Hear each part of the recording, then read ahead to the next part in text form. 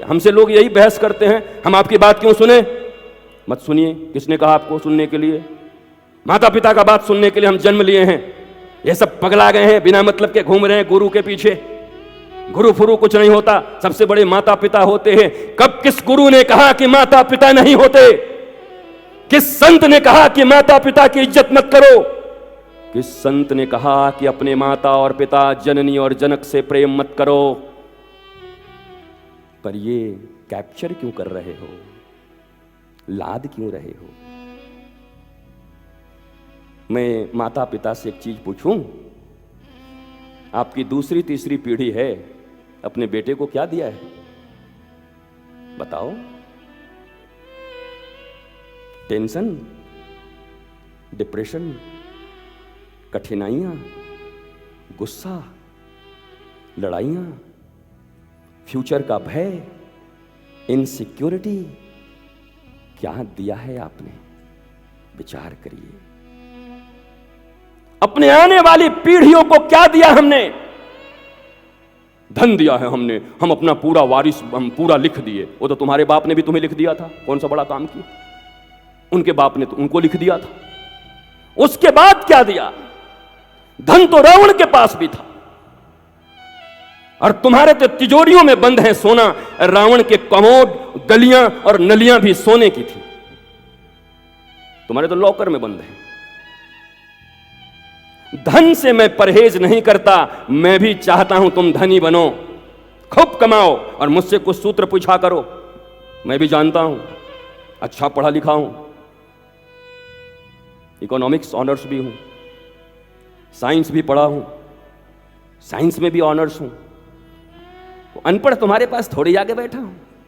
तुम जिसको लिटरेसी कहते हो मैंने भी प्राप्त की है, इसलिए तुम्हारे बहुत ज्यादा जो भाव ताव हैं मेरे ऊपर काम नहीं करते। ए बाबा लोग चले आए, अरे भैया आओ तो आर्गुमेंट करोगे एजुकेशन के संबंध में, लिटरेसी के संबंध में। वो तो मेरे गुरु ने मुझे कहा खूब पढ़ाई कर। किस लिए? कहा पढ़ ले फिर बाद में बताऊंगा। जब पढ़ लिया कहा अब ले आ अपना जितना भी डिग्री है बोला ये ले और जा हरे कृष्ण कर। अरे तो क्या फायदा हुआ? बस कोई ये न कह सके कि तू अनपढ़ गंवार था, कुछ न मिला तो दाल रोटी कमाने के लिए राम और कृष्ण का नाम लेने लगा। तू भी कमा सकता था, श्रेष्ठ था, पर तू दुनिया में सबसे श्रेष्ठ राम और कृष्ण को मानता है, इसलिए तू उनका नाम प्रचार करने जा रहा है। और मैं भी यही कहता हूं, पढ़ो, योग्य बनो, एलिजिबल बनो, लेकिन टेंशन कमाने के लिए नहीं, डिप्रेशन के लिए नहीं, प्रेम के लिए, आनंद के लिए, शांति के लिए, मस्ती के लिए।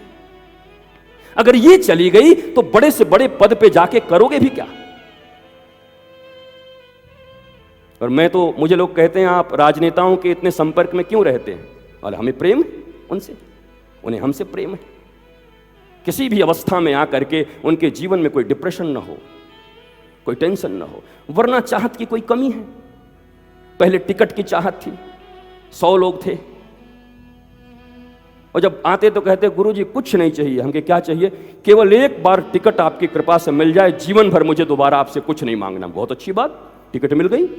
अब अपने लोग विरोध कर रहे हैं, गुरुजी एक बार जीत जाते बस, ऐसे आशीर्वाद। ठाकुर जी करें, जीत गए, अब मंत्रिमंडल में कोई स्थान है क्या?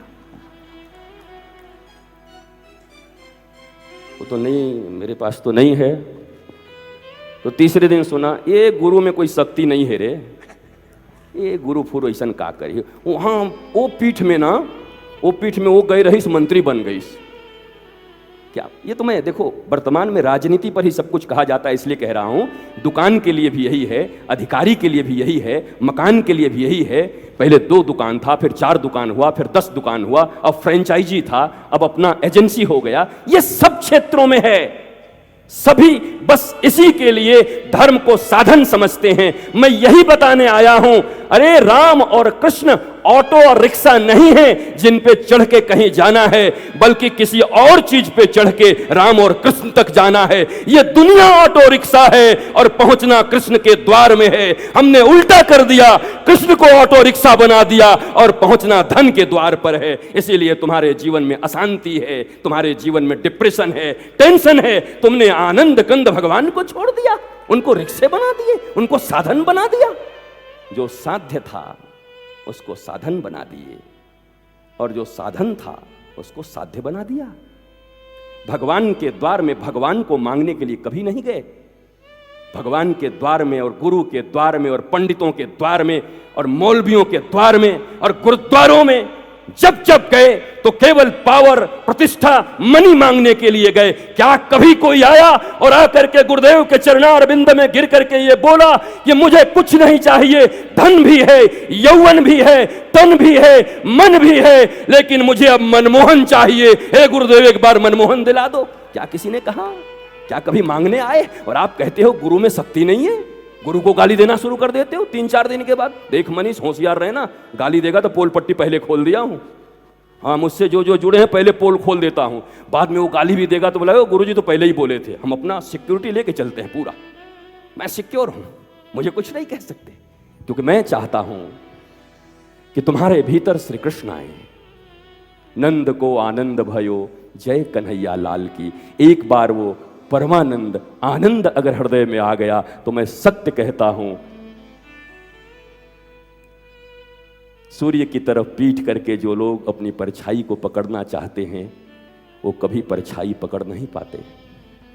2 कदम आगे परछाई चलती है, पर जैसे ही सूर्य की तरफ वो मुड़ता है वैसे ही जिस परछाई के पीछे वो भागता था अब वही परछाई उसके पीछे पीछे भागती है। सूर्य ईश्वर और गुरु के प्रतीक हैं, परछाई यश, मान और अर्थ का प्रतीक है, संसार का प्रतीक है। जिसने संसार के लिए भगवान से और गुरु से मुख मोड़ लिया, ना तो उसे भगवान मिलता है ना संसार मिलता है। पर जिसने भगवान और गुरु की तरफ मुख कर लिया, अब संसार उसके पीछे पीछे चलता है। You are not loser, now you are chooser. अब तुम्हें जो लेना है वो लो, क्योंकि ये परछाई और जगत तुम्हारे पीछे पीछे।